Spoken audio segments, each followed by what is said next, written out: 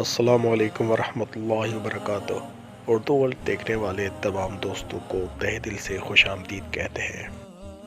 مولانا روم رحمۃ اللہ علیہ فرماتے ہیں کہ ایک مرتبہ ایک شیر شکار پر نکلا تو اپنے ساتھ لومڑی اور ریچھ کو بھی لے لیا۔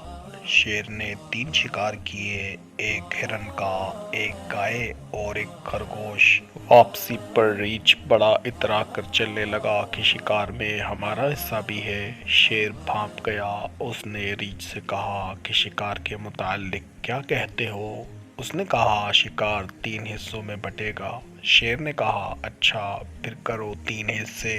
ریچھ کہنے لگا کہ شیر تو جنگل کا بادشاہ ہے، بڑا ہے، اس لیے گائے تیرے حصے میں درمیانہ ہوں، اس لیے ہرن میرا اور خرگوش لومڑی کا۔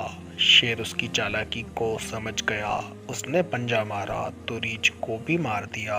اب لومڑی سمجھ گئی، چالاک جو ٹھہری، اس نے سارا معاملہ سمجھ لیا۔ اب شیر نے اس سے پوچھا کہ بتا تو کیسے حصہ کرے گی؟ لومڑی نے کہا شیر تو جنگل کا بادشاہ ہے، خرگوش ناشتے میں کھائیں اور گائے دوپہر کو اور ہرن رات کو تناول فرمائے۔ شیر بڑا خوش ہوا، اس نے لومڑی سے پوچھا کہ تو نے یہ تقسیم کہاں سے سیکھی ہے؟ لومڑی نے کہا ریچھ کی موت سے۔ مولانا رومی رحمۃ اللہ علیہ فرماتے ہیں اے غافل انسان، تو بھی کچھ موت سے سیکھ جا۔ جب تیرے پاس تیرے اپنے موت کی نیند سو جاتے ہیں تو بھی سمجھ اور دھیان کر۔